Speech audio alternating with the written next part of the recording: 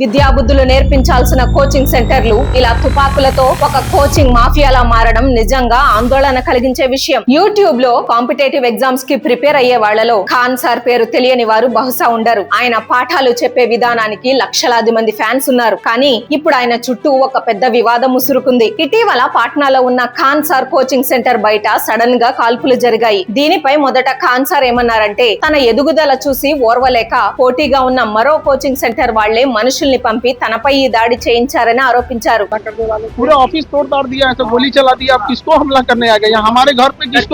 ఆ coaching owner తో పాటు ఇద్దరిని పోలీసులు అరెస్ట్ కూడా చేశారు. అంతా ఖాన్ సార్ కి సపోర్ట్ గా మాట్లాడుకుంటున్నారు. కానీ ఇక్కడే ఒక పెద్ద ట్విస్ట్ బయటపడింది. కొత్తగా బయటపడ్డ ఒక సీసీటీవీ ఫుటేజ్ తో కథ మొత్తం అడ్డం తిరిగింది. ఆ వీడియోలో కాల్పులు జరిపింది బయట రౌడీలు కాదు, సాక్షాత్తు ఖాన్ సార్ సొంత బాడీ గార్డ్స్ అని తేలింది. దీంతో ఇదంతా ప్రజల సింపతి కోసం ఖాన్ సార్ ఆడిన ఫేక్ డ్రామా అని ఆయన ప్రత్యర్థులు ఆరోపిస్తున్నారు. దీనిపై కదం కువాన్ పోలీస్ స్టేషన్ లో ఖాన్ సార్ పైన, ఆయన బాడీ గార్డ్స్ పైన పోలీసులు కేసు నమోదు చేసి ఎంక్వైరీ స్టార్ట్ చేశారు. అయితే ఖాన్ సార్ మాత్రం తనను తాను సమర్థించుకుంటున్నారు. ప్రత్యర్థులు తన ఇన్స్టిట్యూట్ పైకి రాళ్లు రువ్వడంతో ఆత్మరక్షణ కోసమే తన బాడీ గార్డ్స్ గాల్లోకి కాల్పులు జరిపారని ఆయన చెబుతున్నారు. కారణం ఏదైనా సరే, విద్యాబుద్ధులు నేర్పించాల్సిన కోచింగ్ సెంటర్లు ఇలా తుపాకులతో, బౌన్సర్లతో వీధిన పడి గొడవలు పడే స్థాయికి రావడం, ఒక కోచింగ్ మాఫియాలా మారడం నిజంగా ఆందోళన కలిగించే విషయం. ఈ మొత్తం వ్యవహారంలో తప్పెవరిదంటారు? ఇది నిజంగానే సింపతి కోసం ఆడిన నాటకమా, లేక ఖాన్ సార్ పై జరిగిన కుట్రనా? ఈ విషయంపై మీ అభిప్రాయాన్ని కింద కామెంట్స్ లో చెప్పండి. ఇలాంటి ఇంట్రెస్టింగ్ అప్డేట్స్ కోసం వీడియోను లైక్ చేసి మన ఛానల్ ని ఫాలో అవ్వండి. జై హింద్.